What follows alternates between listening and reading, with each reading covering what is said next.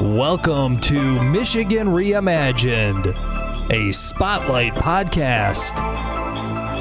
And here's your host, Chris Buck. So efficient and affordable public transportation is always discussed where I'm learning about successful and vibrant communities. Today we're going to learn more about Mid-Michigan's transit system and efforts to progress from the Capital Area Transportation Authority, or CATA's Chief Operating Officer and Executive Director, Mr. Brad Funkhouser. Welcome back to the show, Brad. Good morning, Chris. How are you? I'm fantastic. So CATA, Capital Area Transportation Authority. Fantastic services provided almost exclusively in Ingham County, if I'm not mistaken. Is that right? Yeah, they cover the urban area, so they go into a little bit of Clinton and Eaton, but it's primarily the urban area, Lansing and Ingham County, yes. So from a high level, can you talk a little bit about, again, you just mentioned a little bit about the geography, but the different types of services you provide? I mean, it's all bus driven, correct? Yeah, most people, when they think of CATA, they think of the large 40-foot bus. We've got 33 routes throughout the urban area, but we also have complementary paratransit service. Part of it is required by the federal government, so it's called SpecTrans. So this takes care of the elderly, disabled, and they have to be certified. But we also have what's called Ready Ride service, which is a similar curb-to-curb service for those areas where the large bus doesn't really make sense. So we've got several services out there. Got it. And so, who are your stakeholders that help you kind of drive your vision? Because you're quasi-governmental, or how are you funded? How are you directed? How do you, as the CEO, how do you make sure that your vision is what the community really needs? Yeah. Number one, the stakeholders are the taxpayers. We are funded primarily through taxes, if you will. Mm-hmm. And there are 5 jurisdictions that we have millage money come from, and they have a board of directors assigned to CATA. As the population is more dense, obviously they pay more tax and they have more board members. So City of Lansing, East Lansing, Delhi Township, Meridian Township, Lansing Township are the 5. I had 5, right? Yeah. You did, yes. It's good that I remember my... but we also have 2 very large contracts outside of the millage. One is with Michigan State. Okay. And one is with Ingham County. That's a separate millage. And I don't want to miss this. On top of those, we also have Meridian has a third millage for 0.2. So they are one of the largest tax-paying jurisdictions in the state of Michigan. Why do they have an extra? Because Meridian? They want more service. Got it. So we provide them service under the millage. Ingham County has another millage on top of that, and then they specifically pay 0.2, and they get curb-to-curb service, which is the Meridian Ready Ride. Right. Okay.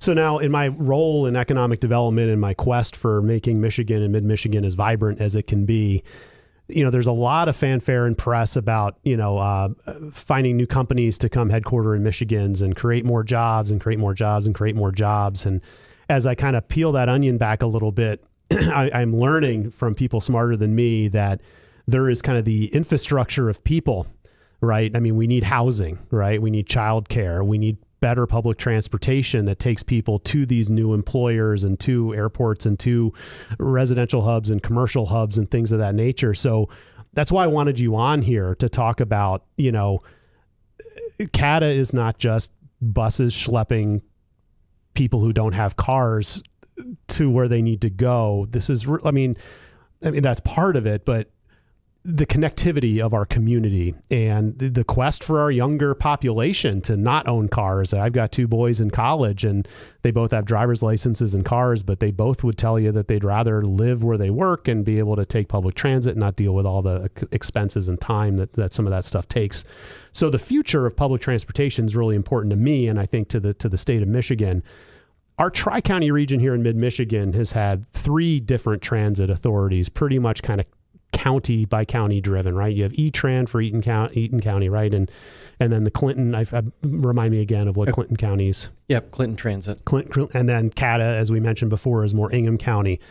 So for a metro area of about 500,000 people, it seems as a resident a little inefficient to have 3 separate operating, border-driven, pretty much, transit authorities. And it sounds like that might be starting to change. Can you share a little bit about some new partnerships and new developments? Sure. The county system was set up by the state to essentially take care of rural needs for that curb-to-curb service. The unfortunate part is people don't necessarily travel just within their counties. Right. And so over time, especially in an urban area where people obviously go across county lines, it has become clunky and inefficient. And so we are charged with figuring these efficiencies out. And I think it's fair that the public expect us to do that. In the past, joining a transit authority has been a very expensive proposition. And I've identified for you CATA's millage and then the county's millage. So if you're in the city of Lansing, that's 3.6 mils. If you go across Waverly Road into Eaton County, they have historically maintained a 0.25 mils. So for our listeners, that's between a 14 and 15 times difference. That's stunning. That's like having a gallon of gas right now for $3.60, if you will, or $3.70. Yep. And then going over to Eaton County and they're paying 25 cents a gallon. Wow. So yep. when you pose it like that for any service, whether it's fire, sheriff, any public service, there's an inequity there. So what are we trying to do? Well, we can't make or expect the rural counties to pay 3.6 mils. So we have to build a system that is more gradual, and that's what we've done. Over the last couple of years, we've changed our articles of incorporation to allow other entities like Michigan State and Ingham County to join the authority as non-voting members. I'm sorry, as voting members by bringing a funding source. Okay. And the board approved that. The non-voting right now is a deal we've made with Eaton County.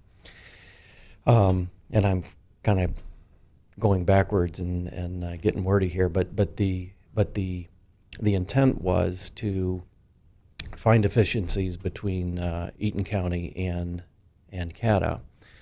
So I was invited to become the executive director for E-Tran last fall, and Eaton County Transit, E-Tran, had one of their board members join CATA as a non-voting member. So the idea is over time, if we can find those efficiencies, that those efficiencies can go back into service. Quite frankly, I've already explained the scale difference. We're set up to do large transit operations. We've got accountants and safety inspectors and trainers, and we can offer those services pretty cheaply to the other counties. And so we've also invited Clinton Transit into the county. They are doing about a fourth of their service now, are coming directly into Ingham County. Okay. And we signed an interlocal agreement last year to kind of lay the tracks down and see where people wanted to go. And I stress that because our goal is to not restrict travel. It is not to make money off of people who need to go from A to B. The intent is to get people to where they want to go unrestricted. And it is up to us to find the best path, the best mode. And they're already paying a very high millage for that. So we've got to become leaner and meaner to do so. You made an interesting comment about the cost and the clunkiness of the system sometimes. And back in transportation school, we learned that you can have access to something, but it may not be the best mobility. We can have roads and we can have a bus go somewhere, but if it is going to take too long or be too expensive or two transfers, it's really not good mobility. So we use the word mobility, Sure. Regional mobility. And how do you get a one-seat ride from Eaton County or Clinton County into downtown? So one of our largest goals coming up is going to be in South Downtown near our transit center, is to asked for about $15 million to put in a new facility that will not only house the administrative offices and the board of CATA, but also put in social services and other needed services like childcare, be potentially a 4-story or 5-story affordable housing a unit. Really? Absolutely. And so when you start marrying these together, where you have social service and economic development working together and not competing, you're answering the questions of childcare and workforce development and housing, and now you can thread them together with transportation and you have mobility. So anywhere in the region, you'll be able to come downtown. You'll be able to, theoretically, single mother, drop your child off and take an express route out to the new Ultium plant. Right. And they want, in our conversations, and we did a lot of research with this through LEAP and the chamber and so forth, is they want flexibility to hire people from the Lansing area, non-traditional employees. Well, the best way to know how to get good mobility is to ask the people who would use that service what they want. And so we studied that model that Ultium has already put on the ground in Cleveland and Tennessee. They need things like guaranteed ride home if the single mom has a sick kid on their shift. And so that's part of the model we're building now. Okay. Fairly non-traditional transportation services away from the 40-foot bus. The other model is called microtransit, and we've put some large grants in for this, and it's kind of drawing out a geographic area that I'm using my finger that no one can see. But you wouldn't put a large 40-foot bus in a particular area, but it is a geographic area, let's say the university or Delta Township or Delhi or Meridian, for instance. And you would overlay small buses, maybe vans, that had an application, and you would get more real time. So it'd be kind of a merger between the TNCs like Uber and public transit, where you could go to the airport. You have 5 flights in, 5 flights out every day. You have an app. I'd like to go to the airport an hour before. I'd like to be picked up when I get home or get back, and then shuttled back home. So some of these are not using 40-foot buses, but they're using technology that's already proven and people want. And these efficiencies are kind of the second and third stage. Right now we're using the efficiencies to buy vehicles and get money and using our facility, people back and forth to kind of help out HR, accounting, where the smaller agencies don't have those people on staff. And you must have people on staff that keep their ear to the ground on new development, right? So you can't live in a vacuum doing what you do. And it doesn't sound like you are based on what you're talking about, but you need to know when an 800 unit residential complex is underway, or you need to know, you mentioned Ultium, you got Glanbia outside of, St. John's. You've got some of these new major employers that are coming in that are not inner city. And so, it's like, well, these people are going to tend to be employed from these surrounding residential areas, and they're going to need to get there. So you must constantly be looking at your routes and kind of load level and, project what needs are coming in the future, which you pretty much already shared, right? But that's got to be a pretty significant part of your role, is to consistently evolve your routes and your timing and bus sizes and things of that nature based on new development. Yeah, that is part of our job. I would offer to you the challenging time that we've just come through. Right. And it, like most workplaces, really clamped us down. So we're not back to full force. And the traditional complaint of, well, the buses aren't full, they run empty and so forth. That optic hurts us even through the pandemic. But then we kind of giggled about this because the first part of the pandemic was spacing people out. And so right. we had to restrict the number of people that got on buses. So across the nation, transit delivery was a very difficult model. And I have to give a big shout out to the drivers, mechanics, utility people, all office people who really stuck with us and got the essential workers where they needed to go. We were the first agency in the state to shut down large bus operations and set up a direct call curb to curb for essential workers. And it was a gamble. We didn't know if it was going to work, and it did. And we allowed all of our workers to go home with pay, and then brought back those that wanted to volunteer during the beginning of the pandemic for overtime, but they still took a risk with their families. And so it was a scary time. But we learned a lot during that, and what we could do if we kind of, not bent the rules, but if we kind of looked at these efficiencies and said, what is our mission? The first calls we made were we called those, we knew who the most critical riders were, those with dialysis or cancer or medical needs. Oh, right. So we called them and set up those trips first. Yep.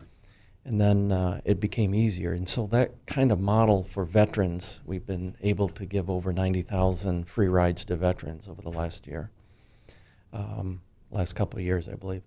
And so by building a network that not only helps those that are non-choice riders in need, it also opens up good service for those that choose to ride. And it's really a proven model across the nation by all boats rise on high tide here. So we have to find those efficiencies. It's our job, and very excited about it. We're about to launch a study in Eaton County, and I say that as the executive director of E-Tran. Right. And it's kind of funny because I'll go into meetings and say, well, CATA's not going to do this. We'll take care of it over here, and I'm the CEO of CATA too. But that's an important responsibility that I have. Clinton Transit is also doing a study, and I believe those will wrap into a larger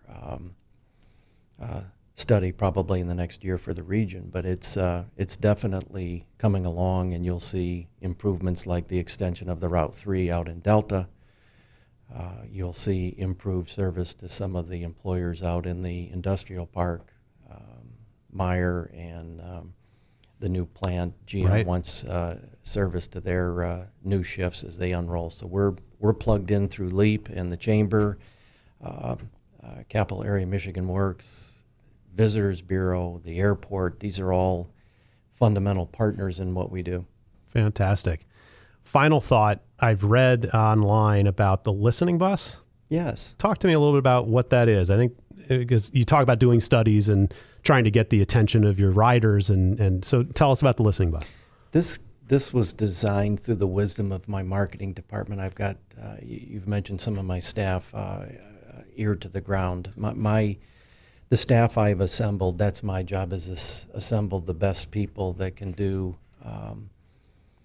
the mission of the board, and that's who I've assembled. And what they came up with is this program for listening bus, and it is kind of a fun program where we kind of wrap buses and it becomes a fun ride for those riders, but we're really in a conversation with those people in their environment during their ride to solicit information about how we improve that service.